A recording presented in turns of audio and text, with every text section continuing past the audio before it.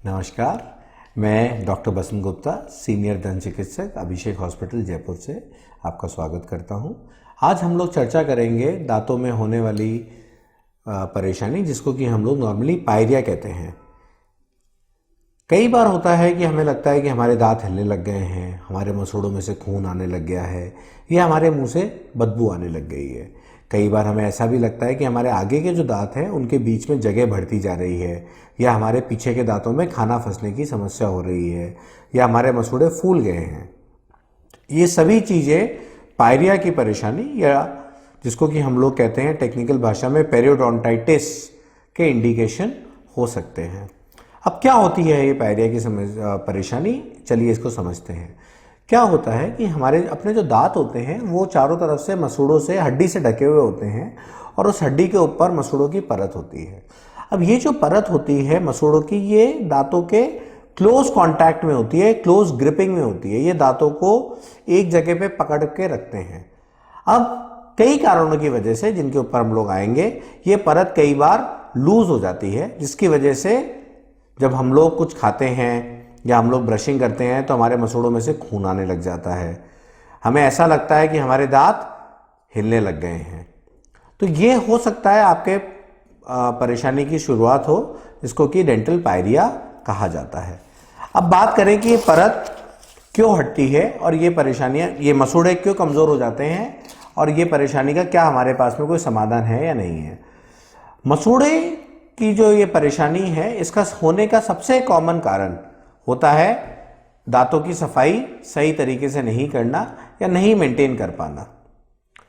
इसकी वजह से दांतों में गंदगी जम जाती है, जिसको कि कैल्कुलस कहते हैं, और ये जमने की वजह से मसूड़े जो होते हैं वो दांतों से दूर हो जाते हैं और अपनी पकड़ दांतों पे कम कर देते हैं, और समय के साथ में धीरे धीरे नीचे होने लग जाते हैं, जिसकी वजह से दांत हिलने लग जाते हैं। धीरे धीरे ये परेशानी मसूड़ों से भर के हड्डी में आ जाती है, जो कि हड्डी को गलाने लगती है। दूसरा जो कारण होता है जिसकी वजह से पायरिया की समस्या हो सकती है, वो कई बार होती है आपकी सिस्टमिक डिजीजेस, जैसे कि अनकंट्रोल्ड डायबिटीज, अगर आप स्मोकिंग करते हैं तो, अगर आप पान सुपारी का सेवन करते हैं तो, अगर आपके बॉडी में कैल्शियम या विटामिन या D3 की कमी है तो ये भी कारण हो सकते हैं जिसके आपके पायरिया की परेशानी हो। कुछ केसेस में ऐसा भी देखा गया है कि पायरिया की परेशानी का कारण हेरिडिटरी हो सकता है, मतलब आपके माता पिता से भी आपको ये परेशानी आ सकती है। लेकिन क्या इसका समाधान है? बिल्कुल, इसका समाधान हमारे पास में ज़रूर है, प्रोवाइडेड आप सही समय पर दंत चिकित्सक से सलाह लें। देखिए, जितने लूज मसूड़े हो जाएंगे या जितने मसूड़े नीचे चले जाएंगे और जितनी हड्डी गल जाएगी, अगर आप लेट आएंगे हमारे पास में तो बहुत मुश्किल होता है उस हड्डी को रीजनरेट करना या मसूड़ों को वापस अपने लेवल पर पहुंचाना। सबसे ज़रूरी है कि हम लोग इस परेशानी को अतिशीघ्र एड्रेस करें, ताकि ये परेशानी उसी स्टेज पर रुक पाए। अगर आपको इनमें से, जो मैंने आपको चीज़ें बताई, इनमें से कोई भी चीज़ है तो आप अपने दंत चिकित्सक से सलाह लीजिए। आप जब अपने दंत चिकित्सक से पास में जाएंगे तो आपको एग्जामिनेशन करने के बाद में आपका एक्सरे वगैरह लेंगे। वो ये देखेंगे कि ये परेशानी क्या आपके सिर्फ मसूड़ों तक सीमित है या फिर आपकी हड्डी तक भी पहुंच गई है। अगर ये मसूड़ों तक सीमित है तो हम लोग उसको जिंजिवाइटिस कहते हैं, और अगर आपकी हड्डी तक पहुंच गई है तो हम इसको पेरियोडोंटाइटिस कहते हैं। इसके इलाज के लिए सबसे पहले जरूरी है कि हम लोग दांतों की सतह को क्लीन करें। इस प्रोसीजर को स्केलिंग कहा जाता है, और हमारे बीच में एक भ्रांति है कि दांतों की सफाई से दांत लूज हो जाते हैं। ऐसा कभी नहीं होता कि दांतों की सफाई की वजह से दांत लूज हो जाते हैं। अगर आपने दांतों की सफाई नहीं रखी है तो उसकी वजह से जरूर दांत लूज हो सकते हैं, क्योंकि मसूड़ों की पकड़ कमजोर हो जाएगी। दूसरी जो चीज इसमें सामने आती है, अगर परेशानी आपके मसूड़ों के लेवल से नीचे चली गई है तो कभी हमें मसूड़े खोल के भी दांतों की रूट्स की सफाई करनी पड़ती है, जिसको कि हम लोग सब जिंजाइवल स्केलिंग या फिर रूट प्लेनिंग कहते हैं। ये भी दांतों की सफाई होती है ताकि मसूड़ों को एक स्वस्थ और क्लीन सरफेस मिले दांतों का, जिसके ऊपर पकड़ मसूड़े अपनी बना पाए। इसी बीमारी की अगली स्टेज में अगर आपके मसूड़े थोड़े से दांतों से नीचे चले गए हैं या श्रिंक हो गए हैं तो हमें एक प्रोसीजर करना पड़ता है, जिसको कि हम लोग फ्लैप सर्जरी कहते हैं। इस प्रोसीजर में हम लोग हल्का सा चीरा लगा के मसूड़ों को खोलते हैं। अंदर के दांत की सफाई करते हैं और हम लोग मसूड़ों को एक ओरिजिनल लेवल पर वापस टाका लगा के स्टिच कर देते हैं ताकि वो उस लेवल पर मेंटेन रहे।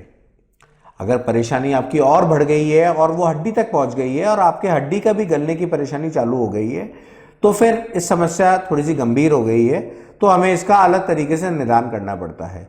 इसके अंदर हम लोग फ्लैप सर्जरी के साथ में, जैसा कि मैंने आपको बताया, जिसमें हम लोग मसूड़ों को खोलते हैं हल्का सा चीरा लगा के, हम लोग नीचे की हड्डी के एरिया को भी क्लीन करते हैं। अगर वहाँ पे कोई मवाद वगैरह पड़ी हुई है तो उसकी सफाई करते हैं और हम लोग आर्टिफिशियल हड्डी वहाँ पे लगा देते हैं जहाँ से हड्डी हटी हुई है और उसके बाद में मसूड़ों के ऊपर से सिलाई कर देते हैं।